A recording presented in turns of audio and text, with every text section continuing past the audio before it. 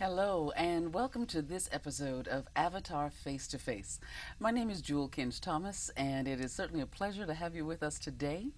And as we do in previous shows, we are sharing with you some of the wonderful work that is going on in Westchester and beyond in our arts and culture communities and with our artists. And we want to welcome to the show today two individuals who are part of a theater company that is doing some very unique work in the community. And you're going to see why I say that in just a moment. We want to welcome Erica Itzkowitz, who is the managing director of Playback Theater Company, as well as Mario Palma, who is an actor with Playback. Welcome to both of you to the show. Thanks very much. Thank you so much, Jules. It's a pleasure to be here. Okay, not a problem. So I want to ask you right off the bat, Erica. No, before I do that, let me just read something, a quote that I found, because I think this is very telling. And I found a number of these listed on websites. This one says, our participants commented that it was the greatest gift that we could have given them. That's from a company that used your services. And this next one said, your work really assisted our journey towards authentic sharing and learning. Thanks for the work that you do. It is truly a gift of healing. Those are two very significant quotes that speak to the work that you're able to bring. What is Playback Theater? Playback theater is an improvisational theater form that was started in the 1970s. Okay. It has its roots in drama therapy, although we are not therapists, we are professional actors. Okay. It's all improvisation. It has very distinct form and structure in the ritual of each show that we do. Mm-hmm. And the bottom line is that we give a platform for people to tell their stories and to be heard. And we play their stories back without any editing or judgment. And at the end of a show, we build community. People who come into our theaters who may not know each other beforehand. Okay. We call it a community of strangers then becomes a community of neighbors. Wow, that's powerful and beautiful. What a process that is, to take folks from strangers then to becoming, family or connected in a different way. So how long has this Big Apple Playback Theater been in existence? We're going into our 11th year now. Okay. And that's, we started, I was working with another playback company with Mario. Okay. Okay. And Hannah Fox, our artistic director, was also working with another playback company in Seattle, Washington, and she moved back to the East Coast. And our company had ended and her company had ended, and she'd finished graduate school, and she called up and said, hey, do you want to start another playback company in New York City? And we said, yeah. Wow. Okay, so you just said a couple of things there. You said Seattle and then some other location. Playback is apparently all over the world. Yeah, there are playback companies in more than 60 countries worldwide. Wow. So Okay. it's a gift that it exists among many populations. So, Okay. yeah. All right. So we're talking about organizations who are using it to build community globally. Wow, that's really something significant. And you mentioned something else that I want to tap into. You talked about telling stories. Why is that important? What is it about humans and that being a connection for us? Well, I think the bottom line is that we are all humans and we all have our own personal stories to tell. Okay. And when we look at people as a general population, we don't get to know people individually. Right. And when we hear each other's stories and when we watch each other's stories being played back in our performances, it is just a very powerful experience. We build empathy that way too in our shows. Okay. It reminds us of our humanity. To see someone's story on stage unfold is very reminiscent of what maybe someone is going through in their own personal life. So during many of the shows that we have, you see this, we like to call it a red thread, where one story will link to another, and by the time we finish the show, there are all these human connections that have been made because we all have had very similar experiences. Okay. Yeah. All right. So Mario, Erica said that you guys go back to a different company, but what brought you to Playback initially? So there was a woman named Lori Winters. She was a professor at SUNY Purchase. I was a student at SUNY Purchase. This was back in 1998, I believe. And she had a class called Expressive Arts Therapy. Okay. And I took that class as an elective and soon came to realize that she was training us to become actors in a company, the first company in New York City, as a matter of fact. It was called Washington Heights Playback Theater. Okay. And so I kind of went in, blindfolded to the whole experience, and by the time I realized that, I was a founding member of that company and came to find Playback as a unique gift that was brought to me through Lori Winters. Okay. I was with the company for about 2 years with Erica, and the company separated, and then Erica contacted me some years later, and Playback entered my life again. Wow. Yeah. Okay. So do you feel that there are special skills as an actor? Because, as an actor or an actress, you can assume a character and do a movie or be on stage, and, it's you take that character on and then you let that go, and you have your script. But you're talking about something very different here. You're talking about improv. You're talking about taking a story or a suggestion of a story from an audience member and playing that back to them. So as a professional, how do you work that? How do you deliver that back to the person? Well, I asked you a lot of questions yeah. there, but I want That was a good question, though. Very good question. both of us are trained actors. Yes. And there's a very fine line between playback and being a Broadway performer or a performer in theater with scripted material. Okay. Our work is really a service. This is not about me and my ego and me becoming a great actor and being well known. This is about honoring the stories and the feelings that we hear in each show that we do for every age group, for every community. Wow. So that's the difference. So if you come into this work with a big ego, you don't last in the company. It's really true. And we've had, and because we're in the New York City metropolitan area, we do have professional actors that work with us, but also know that playback theater is theater of the community, so that anybody can learn how to do playback. There are many people who are amateur, non-professional actors who do playback theater, and it was originally founded that way, that it was theater for the community by the community. Okay. But because we're in New York City, we feel that bar is raised a bit, so that we can't just be mediocre, we've got to be great. We try to include this whole sense of artistry in what we do, but it doesn't ever trump the goal of the entire process, which is just to honor a story back. So you don't necessarily have to be a trained actor to be a playback actor. Okay. Yeah. But you do have to go through some training.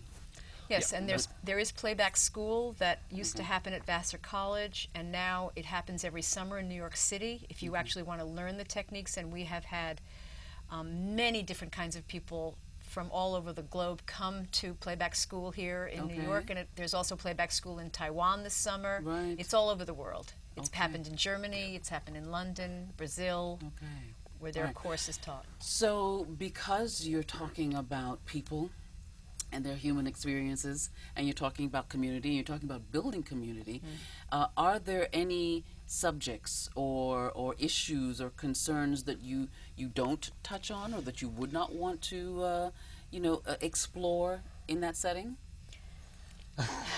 So there are many subjects that would otherwise be taboo, but there is no story that is not worthy of being told and being honored. So there are no parameters as far as what we are willing to play back. We go into different communities, domestic violence shelters, AIDS clinics, homeless shelters, schools, prisons, and so we're dealing with working with a gamut of stories that bring on issues that are really hard to talk about.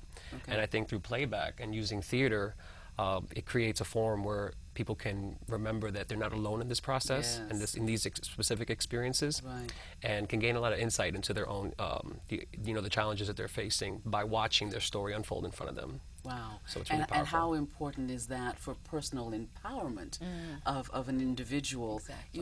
If you're talking about serious issues like domestic violence and AIDS and so many other things that impact individuals on a daily basis, and they may not know, how do I do? What do I do with this? How do I deal with it? Right. You know, what resources are out there to help me?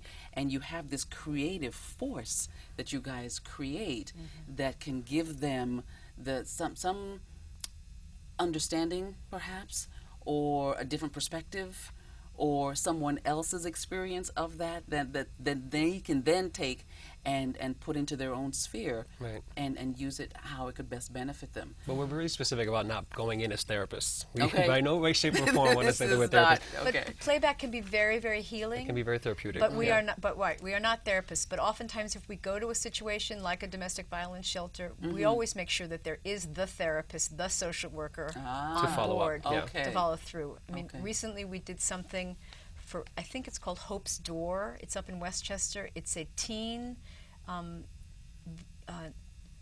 Relationship violence is Okay. one of their issues that they deal with, and we did a big conference with, I think there were 250 kids in the audience, and we normally don't do a show with that many kids or that many people because it works much better to do playback in a more intimate setting, but it worked. And there were kids raising their hands about violence in their homes, violence in teen relationships, and here were 250 kids from Westchester, from different high schools all over the county who were telling. So when you talk about, we come in, we're asked to cover a theme. Yes. The person who conducts the show is the person who leads the show. Okay. They interview and talk with the person who's in charge. Okay. We find out what their goals are, what kinds of stories they're interested in uncovering. But the bottom line is it's improv, and we don't know when someone raises their hand what they're going to say. Right. Have we had certain stories that have been difficult, like probably racist stories? Yes. Okay. And we play those back, and oftentimes when that person sees their story played back with the language that they've used, Yes. they, like you said, they get an insight that they might not have had without seeing it being played back. Right. But we do try to always have a positive spin, but we're very conscious of those kinds of stories too. They're few and far between. Okay. So All right. a lot of the work in working in this particular company for me it's guided me in getting in touch with where I stand on certain issues, because it's very important that we separate those two things. I have to be a vessel Right. to really channel what that story is all about and getting to the essence of that particular person's story to make sure that none of my baggage or none of my issues Yes. impose on that story at all. So it's a lot of personal work that it takes as an That's- actor. Okay. Yeah. All right. I am so glad you brought that up because, looking, and we're going to show a clip in just a second here, looking at some of your work, you wonder, well, how do you make that distinction between, where you stand on a particular issue or how you feel about it, or even your personal experiences with a certain issue, and then how do you separate that and then just give back an authentic experience or mirroring to that person, and wow, my hat's off to you for being able to bring that in what is an authentic manner that people can then relate to. Let's take a look at the clip. I think it'd be great to show people what we're talking about here. So, new job, lots of hats, a lot of responsibilities, and sort of feeling like you're chasing your tail and want to be yielding even more results. Yes. Okay, let's watch.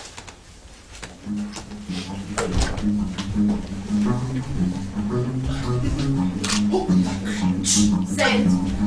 Send. Send. Following up. Send. Send. Send. Send. I'm following up. I'm following up. Send. Developed.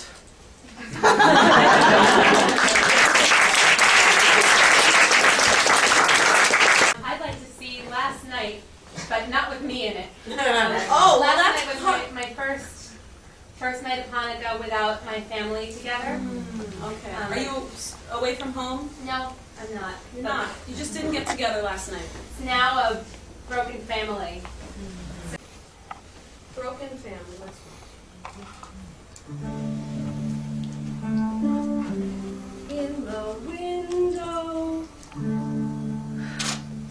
In the window where you can see the light of my Manolo.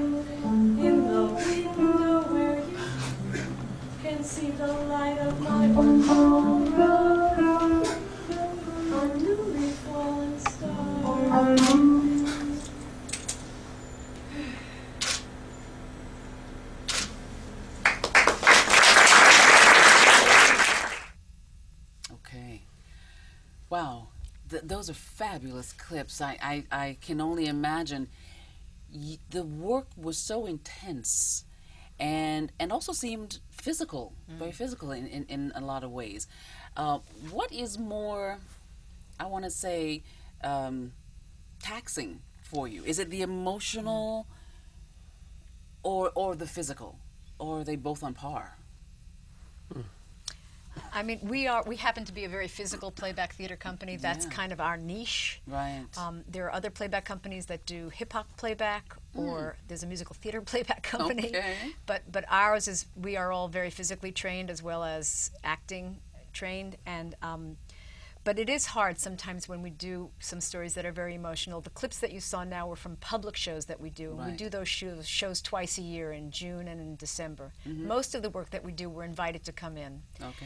And normally we can't videotape those shows because we need to create a safe space for people to be able to speak. Right.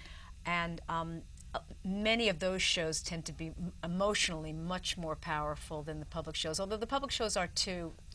Public shows have a really nice arc of being fun and also very deep. But some of the private clients that we go to when we're in organizations where there's a lot of bubbling emotion and these people feel a safety in telling. Oftentimes after we hear a story, we all have to take a collective breath Yeah.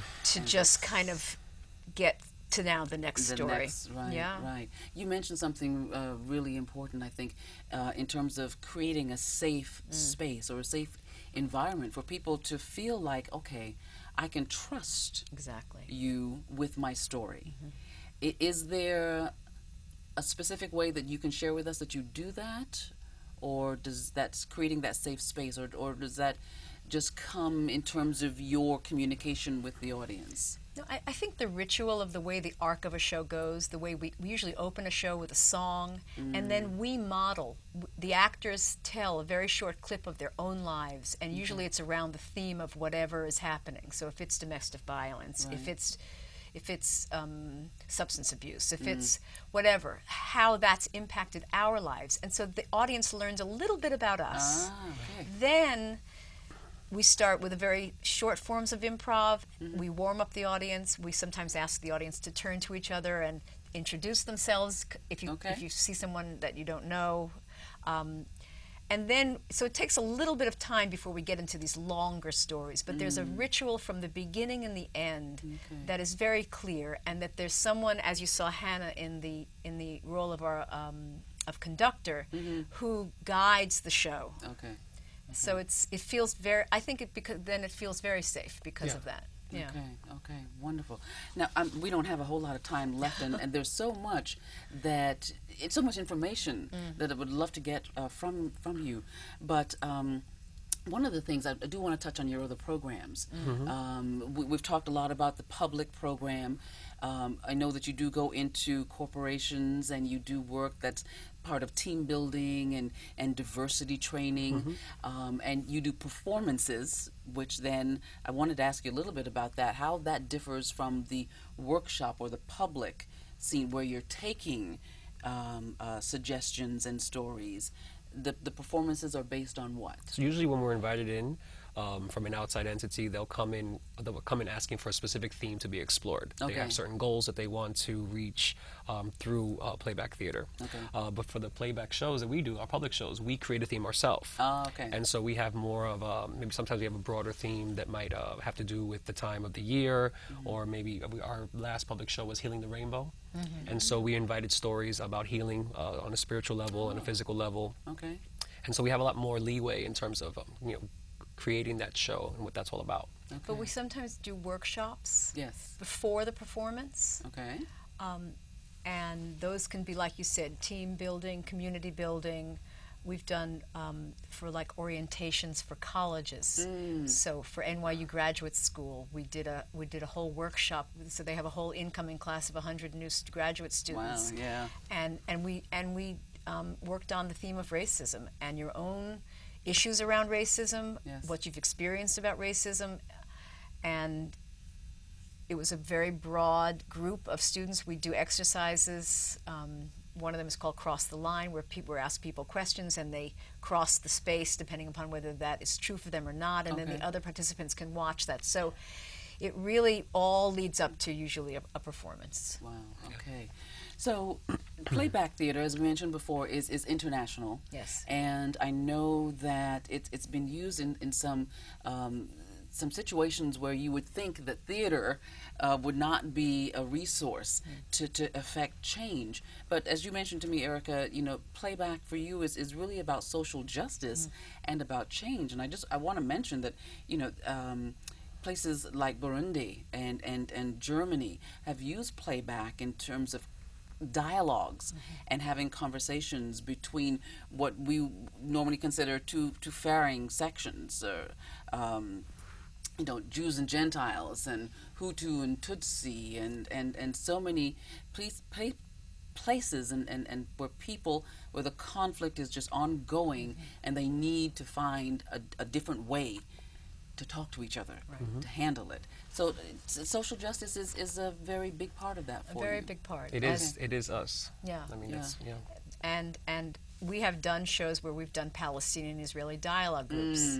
We've done shows with youth and community and law enforcement here in Westchester through the Westchester Martin Luther King Institute. Right. And so when you're listening to each other's stories, and there's no crosstalk, someone raises their hand and they tell their story, and we play it back, and then someone else can get to raise their hand and tell their side of the story. So there's that place for dialogue, but there's also that piece of the listening. And that's what's, I think, a key component of playback, is that we are, as actors, have become incredible listeners, and the audience learns to listen to each other. Okay. So that kind of, then we avoid the confrontational component that you could get into when you bring communities that are on such different spectrums together. Another big part of our social justice focus are the KTP shows, the Keep the Peace Yes, program I'm that we glad have you in mentioned schools. We started it about 2 or 3 years ago.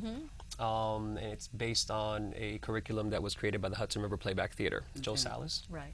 And we've been really lucky to be able to create partnerships with many schools in the Westchester area and in New York City and beyond, to go in and attack this issue of bullying, which is plaguing a lot of the lives of our young people. Yes, So. indeed.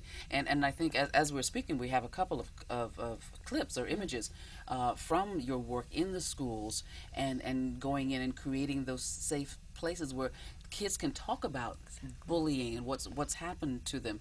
Because, when you hear in the news, young kids taking their lives as a result of this ongoing, I don't even know what to call it, but this phenomenon that seems to have taken hold in schools, it's extremely important that they have a way to learn how to deal with that. Okay. So this, the KTP curriculum is based on empowering the witnesses specifically. Okay. So that, because bullying goes on, but a lot of times the adults are not around to see it. Yes. But who is around are the young people. Right. And so how do we give them the tools so that they can stand up for, what's right, and actually empower them so they can, be those Well, the supporters, conduits. for those students that are victimized. Right. So that's what it's all about. Okay. And thereby affecting the change Yeah. and hopefully reducing, the levels of bullying. I mean, The we get the frequency. conversation going, we get the topic out there, and then Right. schools can prep the kids beforehand. The conversation continues after we leave, and many times we've heard the climate in the school completely changes from the work that we've done. Oh, wow. And how precious is that? How precious is that? We're talking about our children Yes, here. yes. And what is impacting them that they're going to grow with, for years to come. Right. So if you can cut that in the bud, or nip it in the bud, Right. rather, Yeah. then, we have better children Right. that are going to lead our world. Where are you guys going to be? How can people find out about getting workshops or attending a performance or bringing you into their corporation to help with, that environment? So there are lots of ways. We have a Facebook page. Okay. We have a website, www.bigappleplayback.com. Okay. We are also on the International Playback website. There's a whole sort of umbrella organization of different playback companies that are on there, but we are, like we said, in the New York metropolitan area. Okay. They can call us, they can write us. All our information is on there. Wonderful. And we go anywhere where there is a story to be told. Fantastic. It has been such a pleasure having both of you here. You know, I commend you for your work. I think it is one of the ways that individuals like you help other people to build, not only to strengthen themselves, you know, with issues they deal with, but also to build community. And that's what we need. We need more and more people who are vested in helping our communities get stronger and stronger. So thank you very much. Thank you. Thank you for inviting us. Absolutely. And we thank you for joining us today. And Playback Theater needs your support, not only by attending their performances and workshops, but support because they do this on a volunteer basis. So if you want to support, please go to that website, bigappleplaybacktheater.com, and be part of the change. Thank you so much, and have a wonderful day and week until we see you the next time.